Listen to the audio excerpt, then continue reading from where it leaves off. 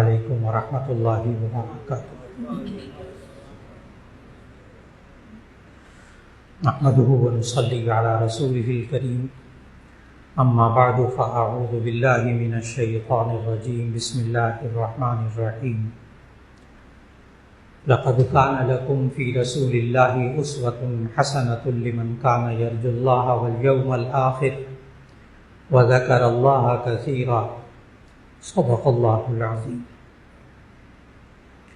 اللہ رب العزت نے ہمیں نبی کریم صلی اللہ علیہ وسلم کی حیات طیبہ سے پوری زندگی کے لیے عملی نمونہ سکھایا، اور اللہ تعالیٰ نے سورہ احزاب کی اس آیت میں فرمایا لقد كان لكم في رسول الله أسوة حسنة، البتہ بے شک تمہارے لیے رسول اللہ صلی اللہ علیہ وسلم کی ذات اقدس میں بہترین نمونہ زندگی موجود ہے۔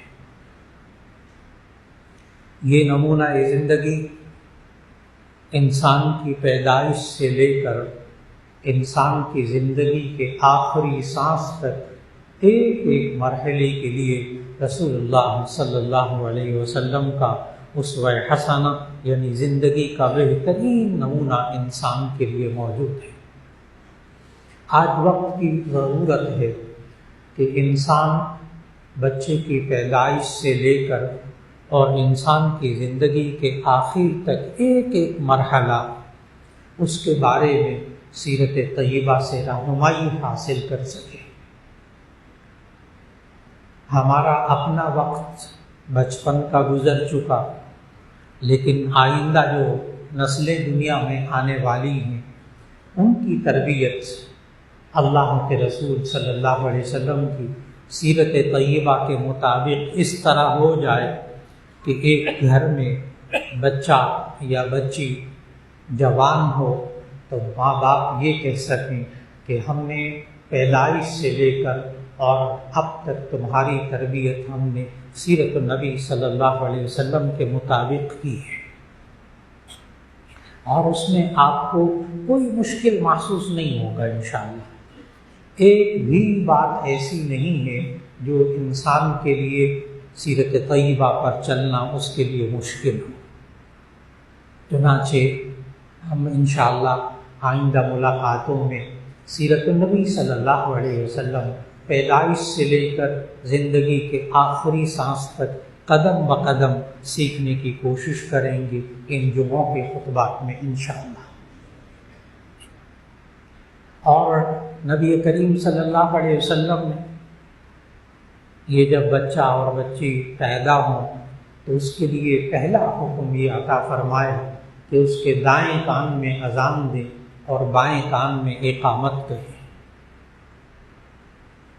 اور یہاں بھرپور کوشش کرنی چاہیے کہ باپ خود اپنے بچے یا بچی کے کان میں اذان دے،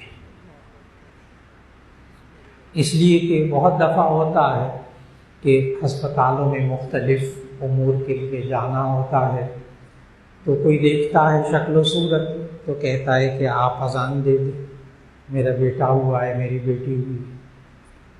تو اگر تو وہ بات ماننے والے ہوتے ہیں تو ان سے گزارش ہوتی ہے کہ میں گود میں پکڑ لیتا ہوں، ان کے لیے دعا بھی کروں گا، آپ باپ ہیں، آپ اذان دیں۔ تو یا تو وہ کہہ دے مجھے اذان نہیں آتی، ٹھیک ہے پھر دے دیں۔ اور آج تک ایک بھی باپ مجھے ایسا نہیں ملا، 20 50 واقعات ہوئے، ایک بھی باپ ایسا نہیں ملا کہ جس کو اذان آتی ہو اور میں نے اس سے گزارش کی ہو کہ آپ اپنے بچے کے کان میں اذان دیں اور اقامت کریں، میں سکھاتا ہوں۔ پھر کوئی باپ مجھے ایسا نہیں ملا کہ جو اذان اور اقامت کہتے ہوئے رویا نہ ہو، ایک بھی نہیں ملا۔ اس وقت جذبات ہوتے ہیں کہ اللہ نے اولاد دی ہے، بیٹا دی ہے، بیٹی دی ہے، یہ بڑا ہوگا، یوں ہوگا، کیا کیا انسان کے ذہن میں باتیں ہوتی ہیں، باپ کے ذہن میں۔ تو جو جذبات باپ کے ہوتے ہیں اس اولاد کے لیے، نوزائیدہ بچے کے لیے، ظاہر ہے وہ ایک مولانا صاحب کے وہ جذبات تو نہیں بن سکتے۔ اور جس درد کے ساتھ جس دلی جذبے کے ساتھ باپ اپنے بچے کے اذان دے اور اقامت کہے، اس سے بہتر کوئی طریقہ نہیں۔ اس لیے بھرپور کوشش ہو کہ باپ اپنے بچے کے نہ آتی ہو، ٹھیک ہے، کسی بھی دوسرے شخص سے اذان کہی جا سکتی ہے، اقامت کہی جا سکتی ہے۔ اور ایک یہ بات خیال رکھنا چاہیے کہ بچے کے کان دائیں کان میں اذان اور بچے کے بائیں کان میں اقامت کہے، یہ بھی ایک عجیب بات ہوتی ہے۔ تجربہ کر کے کبھی دیکھیے گا، بچے کو جب ہم اپنی گود میں لیتے ہیں تو ہماری طرف جو ہے وہ عموماً بچے کا بایاں کان ہوتا ہے، ہم اپنے دائیں بائیں کے حساب سے اذان دیتے ہیں۔ یہ ایک بہت عجیب بات ہے، اس لیے کوشش یہ کرنی چاہیے دیکھا جائے بچے کا دایاں طرف کون سا ہے، ہم اپنے دائیں بائیں کو نہ دیکھیں۔ بچے کے دائیں کان میں اذان اور بائیں کان میں اقامت۔ ایک وقت تھا کہ کہا جاتا تھا چھوٹا سا بچہ ہے، نہ اس کو اذان کا مطلب آتا ہے، آخر کیوں اذان دیتے ہیں؟ لیکن اب گزشتہ 30-40 سال سے لوگوں نے کہنا بند کر دیا ہے، اب کہنا بند کر دیا۔ اس کی وجہ یہ ہے کہ اب تو ڈاکٹر حضرات یہاں تک کہتے ہیں کہ بچے کی ماں پیدائش سے پہلے اس کے جو جذبات ہوتے ہیں، غصے کے جذبات، نفرت کے جذبات، وہ تک آنے والے بچے میں منتقل ہو جاتے ہیں۔ اب تو سائنس کھل کر کہتی ہے، سائنس تو اتنی اب ترقی کر گئی کہ ماں کے پیٹ کے اندر جو بچہ ہوتا ہے اس کے دل کے آپریشن آج یہاں ہو رہے ہیں کہ بچے کے دل میں سوراخ ہے تو اس کے پیدا ہونے سے پہلے اس کا آپریشن کر دو تاکہ اس کی جان بچ جائے۔ تو اب تو بچے کے دنیا میں آنے سے پہلے کے اعمال اثر انداز ہو رہے ہیں۔ اور بخاری شریف کی حدیث ہے جس سے ہمیں اذان کا فلسفہ سمجھ میں آتا ہے کہ بچے کے کان میں اذان اور اقامت کیوں کہیں۔ بخاری شریف کی حدیث میں ہے، نبی صلی اللہ علیہ وسلم نے فرمایا جب بچہ دنیا میں آتا ہے تو شیطان اس کو کوئی چیز چبھوتا ہے، وہاں ترجمہ لکھا ہے کچوکے لگاتا ہے۔ جب بچہ پیدا ہوتا ہے تو شیطان اس کو کوئی چیز چبھوتا ہے جس کی وجہ سے بچہ روتا چلاتا ہے، اور شیطان یہ کہتا ہے دیکھ اب میں آخری سانس تک تیرے ساتھ۔ اب تو دنیا میں آ گیا، کیونکہ شیطان نے نا اللہ کی قسم کھا کر کہا تھا، قرآن مجید میں موجود ہے، اس کو جنت سے نکالا گیا، فَبِعِزَّتِكَ لَأُغْوِيَنَّهُمْ أَجْمَعِينَ، تیری عزت کی قسم میں ان سب میں سے ہر ایک کو اغوا کروں گا۔ تو یہ پیدا ہوتے ساتھ بچے کے ساتھ لگ جاتا ہے۔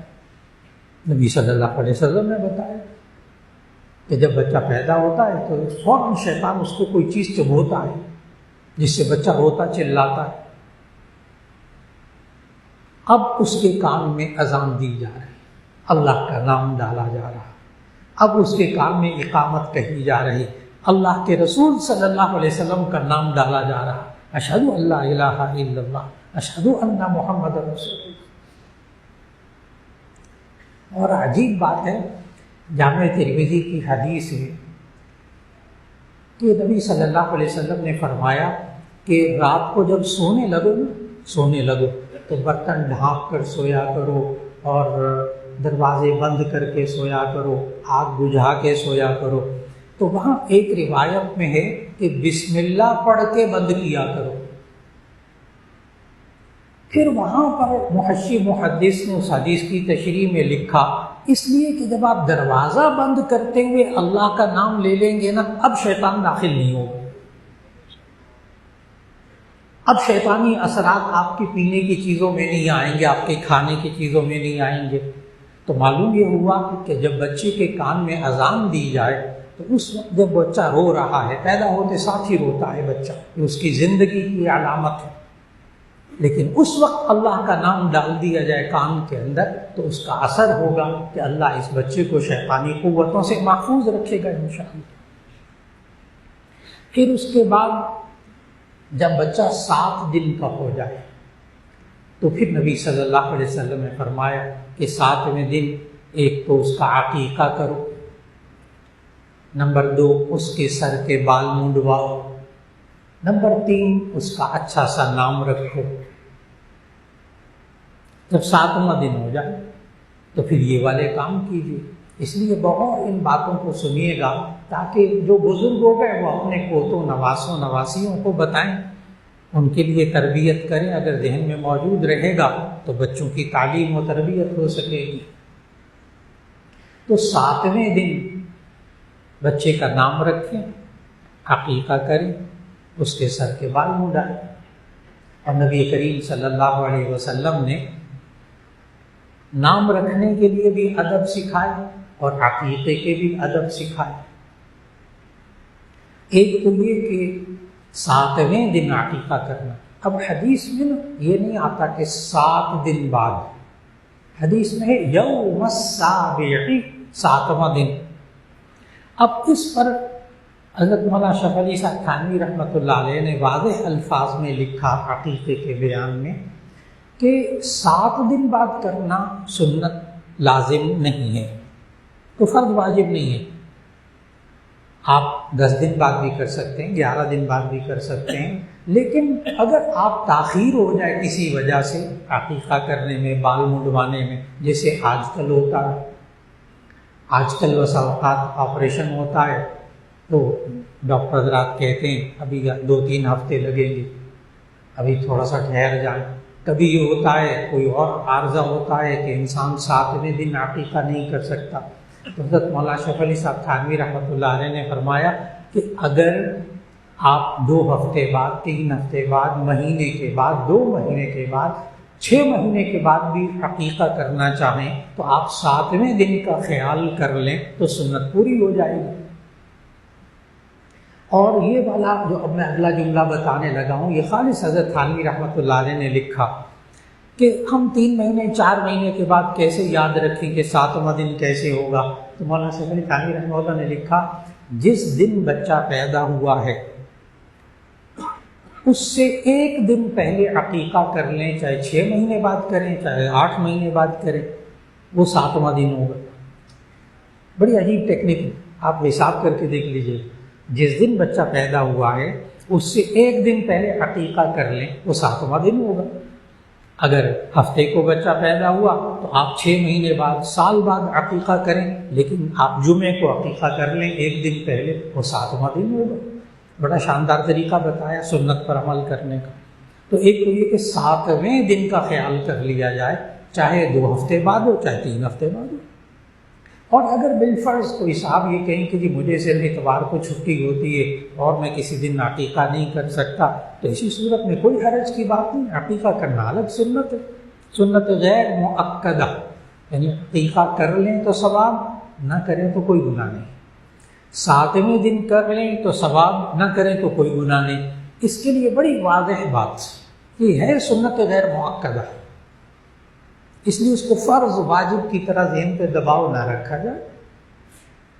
بسا اوقات ہوتا ہے بچے کی پیدائش پر اچھے خاصے اخراجات ہوتے، اب وہ عقیقہ کرنے کو پیسے نہیں ہوتے، اتنی بندہ نہیں استطاعت رکھتا، ٹھیک ہے کوئی بات نہیں، چند مہینے بعد کر لیجیے، جائز، سنت پوری ہو جائے گی۔ اور عقیقے کا فلسفہ اور اس کی حکمت بھی نبی صلی اللہ علیہ وسلم نے اپنے ارشاد میں بتائی، فرمایا الغلام مرتہن بعقیقتہ، یہ جو بچہ ہے نا یہ عقیقے کے بدلے میں رہن رکھا ہوا ہوتا ہے، گروی، جیسے ہم پیسے دے کر گروی چیز چھڑا لیتے ہیں، اس طرح عقیقہ کر کے انسان بچے کو مصیبتوں سے چھڑوا لیتا ہے، یہ عقیقے کا فلسفہ۔ پھر نبی صلی اللہ علیہ وسلم نے حضرت فاطمہ رضی اللہ تعالیٰ عنہ کو بتایا، حضرت حسن حضرت حسین رضی اللہ تعالیٰ عنہ کے بارے میں۔ یہاں میں خاص طور پر نا حضرت حسن حضرت حسین رضی اللہ تعالیٰ عنہ کے بارے میں بات کرنے لگا ہوں۔ نبی صلی اللہ علیہ وسلم کے اپنے ذاتی بچپن سے لے کر وہ باتیں آہستہ آہستہ عرض کروں گا، لیکن بعض حضرات کا یہ خیال ہے کہ نبوت ملی نبی صلی اللہ علیہ وسلم کو 40 سال کی عمر میں، لہذا جو شرعی احکام ہیں وہ 40 سال کی عمر کے بعد ہوں گے، فرض واجب سنت وہ نبوت ملنے کے بعد ہوں گے۔ نبوت ملنے سے پہلے کے جو نبی صلی اللہ علیہ وسلم کے کام تھے وہ ہمارے لیے شرعی نہیں ہے، شرعی طور پر فرض واجب نہیں ہے۔ یہاں تک یہ بات درست ہے کہ نبوت ملنے سے پہلے کے کام فرض واجب نہیں، فرض واجب تو ہوئے نبوت ملنے کے بعد جب وحی آنی شروع ہوئی۔ اس لیے میں اس وقت حضرت حسن حضرت حسین رضی اللہ تعالیٰ عنہ کو نبوت ملنے کے بعد نبی صلی اللہ علیہ وسلم نے بچوں کے لیے کیا سکھایا، اس کے سنت ہونے میں تو کوئی اختلاف نہیں۔ یہ اس سوال کا جواب دے رہا ہوں کہ میں نبی صلی اللہ علیہ وسلم کا بچپن کیوں نہیں بتا رہا، وہ بھی بتاؤں گا، لیکن ابھی وہ احکام جو سنت ہیں نبوت ملنے کے بعد، تو مشکات شریف میں حدیث موجود ہے کہ نبی صلی اللہ علیہ وسلم نے حضرت فاطمہ رضی اللہ تعالیٰ عنہ کو سکھایا کہ حضرت حسن حضرت حسین کی پیدائش پہ کہ تم ان کے بال منڈواؤ 7ویں دن اور بالوں کے وزن کے برابر چاندی خیرات کرو، پھر عقیقہ کرو۔ نمبر 1، سر کے بال منڈواؤ 7ویں دن، اس کے وزن کے برابر چاندی خیرات کرو۔ اب لوگ سوچنے لگتے ہیں کہ جی پہلے ہی مہنگائی اتنی ہے، اب بالوں کے وزن کے برابر چاندی خیرات کریں، یہ بڑا مشکل کام لگتا ہے، لیکن حقیقت یہ ہے کہ نوزائیدہ بچے کے بال چاہے کتنے گھنے ہوں، کتنے زیادہ ہوں، وہ 3-4 اونس سے زیادہ نہیں ہوتے۔ میں نے تولا بھی نہیں کہا، 3-4 گرام سے زیادہ نہیں ہوتے۔ چلے آپ 5 گرام بھی لگا لینا، 5 اونس 5 گرام، تو آج کل چاندی ہے 2000 روپے کے قریب تولا، تو اس کا مطلب کیا ہوا کہ 1000 روپے کی چاندی زیادہ سے زیادہ بنے گی، اور 1000 روپے کا تو مٹھائی کا ڈبہ بھی نہیں آتا جس پر ہم اتنا خرچ کرتے۔ تو یہ سنت پر عمل کرنا بہت آسان۔ تو ایک تو یہ ہے کہ بچوں کے بال جو اتروائیں منڈوائیں، اس کے وزن کے برابر چاندی خیرات کر دیں، اور وہ 1000 روپے سے زیادہ آج کل نہیں بنے گی۔ پھر نبی صلی اللہ علیہ وسلم نے یہ فرمایا کہ جب بچے کے سر کے بال مونڈے جائیں تو ایسی صورت میں اس کے سر کے اوپر زعفران گھول کے لگا دیں۔ یہ بھی اس مشکات کی حدیث میں موجود، زعفران گھول کے لگائیں۔ اس کی وجہ محدثین نے لکھی کہ یہود بھی عقیقہ کرتے تھے، باقی آسمانی مذاہب میں عقیقہ موجود تھا، اس لیے نبی صلی اللہ علیہ وسلم کا بھی عقیقہ ہوا بچپن میں۔ لیکن سنت کب ہوا؟ جب نبوت مل گئی۔ تو نبی صلی اللہ علیہ وسلم نے فرمایا کہ یہود جب عقیقہ کرتے تھے تو اس وقت وہ جو ذبح کرنے کے بعد اس جانور کا خون نکلتا تھا، تازہ خون بہتا ہوا، وہ سر مڈانے کے بعد بچے کے سر پر اس کو لیپ کر دیتے تھے۔ یہ یہودیوں کا آج بھی ہے، عیسائیوں کے آگے کہ جو عقیقہ کرتے اس کو اس کا خون لے کر بچے کے سر پہ لگا دیتے۔ تو نبی صلی اللہ علیہ وسلم نے فرمایا یہ خون تو ناپاک حرام ہے، کیوں اس پاکیزہ بچے کے اوپر لگاتے ہو؟ منع کر دی کہ تم نے یہ کام نہیں کرنا۔ اور پھر اس کے بعد نبی صلی اللہ علیہ وسلم نے فرمایا زعفران گھول کے لگا دو۔ اب زعفران بھی بہت مہنگا، کئی ہزار روپے کا تولا ہے اس وقت۔ اب لوگ گھبراتے ہیں اس سے بھی، اس سنت پر بھی عمل نہیں کرتے، لیکن بہت آسان، آپ 400-500 کی چند پتیاں لے لیں زعفران کی، 400-500 روپے کی، بڑی آسانی سے 1-2 چمچے پانی لیں۔ دیکھیں سنت پر عمل کیسے کرنا، چند زعفران کی پتیاں لیں، اس کو 1-2 چمچے پانی کے لیں، پیالے کے اندر اس کو گھول لیں، وہ پیلا پیلا پانی ہو جائے گا، اس کو سر کے اوپر لگا دیں، سنت پوری ہو گئی الحمدللہ۔ تو بال منڈوانے کے بعد سر پہ زعفران لگانا یہ بھی سنت۔ پھر اس کے بعد نبی صلی اللہ علیہ وسلم نے ہمیں یہ جو سمجھایا زعفران لگانے کے بارے میں، تو آج کل جدید سائنس جو ہے وہ یہ کہتی ہے کہ زعفران جو ہے وہ بہترین اینٹی سیپٹک ہے۔ زعفران بہترین، اور بھی بہت خصوصیات ہیں۔ اگر آپ زعفران کے بارے میں خصوصیات پڑھنا چاہیں، کیونکہ نبی صلی اللہ علیہ وسلم یہ بہت استعمال فرماتے تھے، اور اس بچے کے سر کے اوپر زعفران بھی گھول کے لگانا، تو زعفران کے بارے میں اگر آپ اردو میں پڑھنا چاہیں تو بہترین کتاب اس کے بارے میں طب نبوی اور جدید سائنس، طب نبوی اور جدید سائنس، یہ لکھی ہے ڈاکٹر خالد غزنوی صاحب نے، اور ان کا حضرت مولانا عبید اللہ صاحب رحمۃ اللہ علیہ سے بڑا رشتہ داری کا تعلق تھا۔ حضرت مولانا صدیق صاحب تشریف فرما ہیں، بلکہ میں دیکھ رہا تھا ابھی کہ حضرت مولانا عبید اللہ صاحب کی جو قبر مبارک ہے اس سے ذرا پہلے ڈاکٹر خالد غزنوی صاحب کی قبر، تو ڈاکٹر خالد غزنوی صاحب نے طب نبوی اور جدید سائنس لکھی اور کمال کر دیا۔ انہوں نے ایک زعفران کا پورا چیپٹر لکھا ہے اردو میں، MBBS ڈاکٹر میں ہاسپٹل میں ہوتے تھے، اور انہوں نے اس زعفران کے اوپر کئی صفحے لکھے، اور عجیب بات بتا رہا ہوں کہ احادیث بھی لکھی، عربی میں احادیث اور ان کا ترجمہ بھی لکھا زعفران کے بارے میں۔ تو زعفران کیوں لگائے؟ جیسے عام طور پر لوگ جب بال کٹواتے ہیں تو پھر اوپر شیونگ لوشن لگاتے ہیں، اینٹی بائیوٹک، اینٹی سیپٹک اور چیزیں بھی لگاتے ہیں، تو نبی صلی اللہ علیہ وسلم زعفران سکھایا۔ زعفران لگانے کے بعد پھر اس کے بعد عقیقہ ہو گیا، اور یہ عقیقے کا لفظی مطلب بھی اگر بتاؤں نا تو بہت عمدہ رہے گا، کہ عقیقہ عربی میں جانور کو نہیں کہتے، عقیقہ عربی میں نوزائیدہ بچے کے بالوں کو کہتے ہیں۔ عربی لغت جب آپ دیکھیں گے تو عقیقہ کہتے ہیں نوزائیدہ بچوں کے بال، چونکہ اس بالوں کے کاٹنے کے بعد پھر وہ جانور ذبح کرتے تھے تو اس جانور کو ہی عقیقہ کہا جانے لگا۔ آج کل عقیقے کی سنت پر لوگ ایک اور وجہ سے عمل نہیں کرتے، اور وہ یہ ہے کہ ہم نے عقیقہ کرنا ہے، لوگوں کو بلانا ہے، دعوتی کارڈ بھی چھاپنے ہیں، پھر اتنے کئی لوگوں کو بلانا ہوگا، پھر جو آئے گا وہ ہدیہ تحفے کے اوپر بھی خرچہ کرے گا، نئے کپڑے بھی بنوائے گا، پھر گھر کے اندر بھی بہت کئی لاکھ روپیہ آج کل صرف عقیقے پر خرچ کیا جا رہا ہے، جو سنت کے مطابق نہیں ہے، اس لیے اس سے بچنا چاہیے۔ ماشاءاللہ،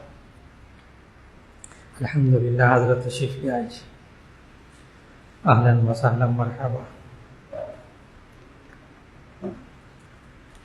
حیاک اللہ بالصحۃ والسلامہ، الحمدللہ، الحمدللہ، الحمدللہ۔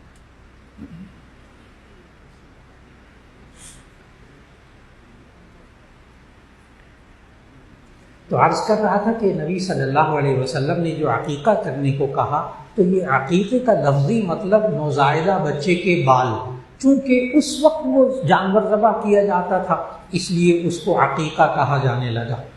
اب رہا یہ سوال کہ عقیقہ بچے کی طرف سے، لڑکے کی طرف سے 2 کیے جائیں، لڑکی کی طرف سے 1 کیا جائے، تو اس کے بارے میں ذہن میں رکھنا چاہیے کہ اصل میں یہ بات بھی نبی صلی اللہ علیہ وسلم نے یہود کی مخالفت میں فرمائی تھی۔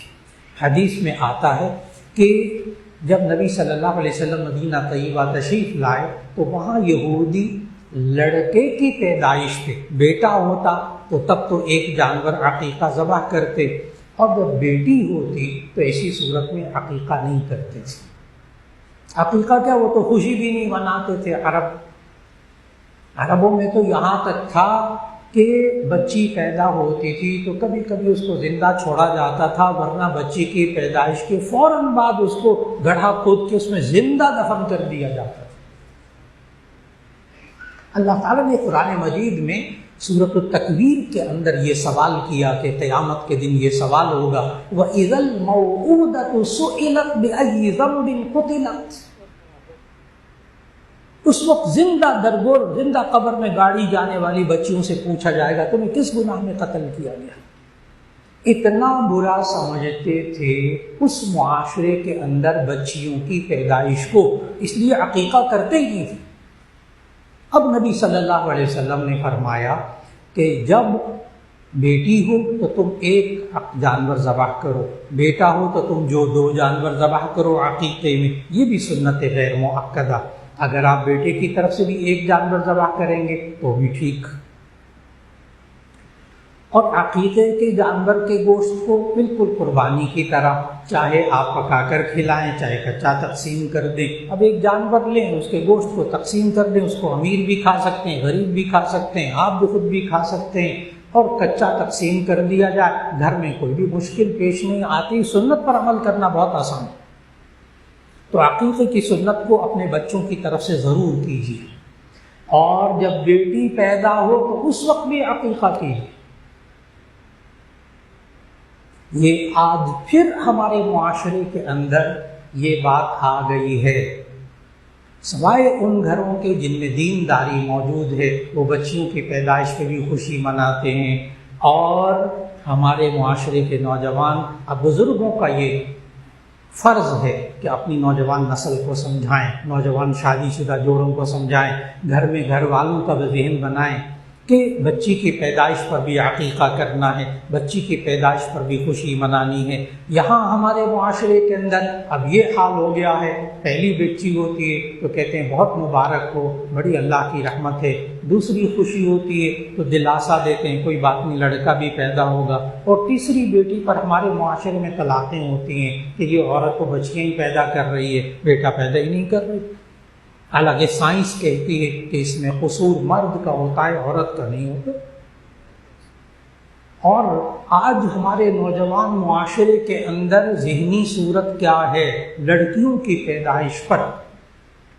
اس کے لیے صرف سورہ نحل کی ایک آیت تلاوت کر کے اس کا ترجمہ کر کے بات مکمل کرنے لگا ہوں کہ اس وقت جب نبی صلی اللہ علیہ وسلم کے سامنے عرب معاشرہ تھا، کفار کا معاشرہ تھا، تو ان کفار کی ذہنیت کیا تھی، آیت پڑھنے لگا ہوں۔ دیکھیے گا کہیں ہمارے نوجوان شادی شدہ بچوں کا یہ والا ذہن تو نہیں ہو گیا جو اس وقت غیر مسلموں اور کافروں کا ذہن تھا۔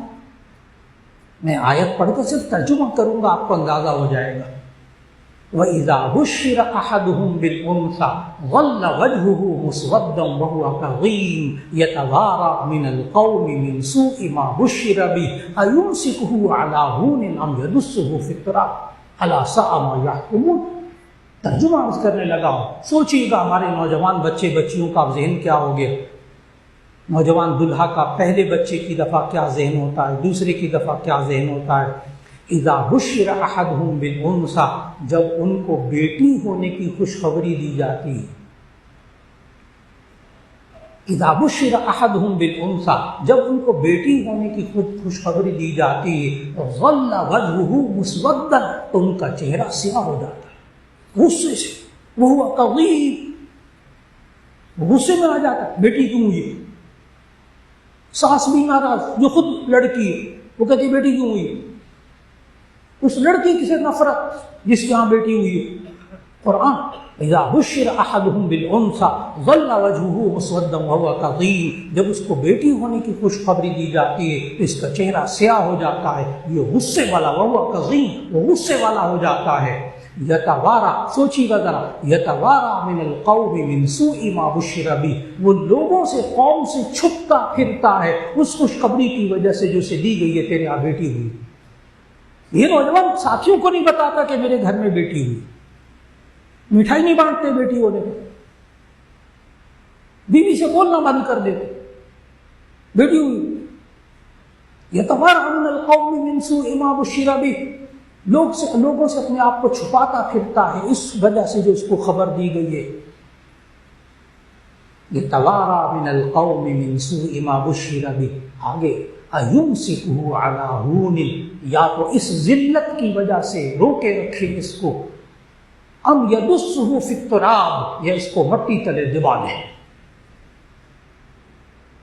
آج قانون کا ڈر نہ ہوتا تو ایسی صورت میں ہمارے معاشرے کے نوجوان، میں نے کہا پھر الا ماشاء اللہ، الا استثناء بھی ہے، لیکن اکثریت ایسی ہے جو بیٹی کی پیدائش پر خوشی نہیں مناتی۔ آج وقت کی بہت بڑی ضرورت ہے، ماں باپ کو تربیت کرنی ہوگی اپنے نوجوان بچے اور بچیوں کی۔ بیٹا ہونا، بیٹی ہونا، یہ سب اللہ کی نعمتیں ہیں، یہ سب اللہ کی نعمتیں، اس میں کسی کا قصور، کسی کی کوتاہی نہیں ہوتی، اس لیے اس وقت بھی خوشی منانی چاہیے۔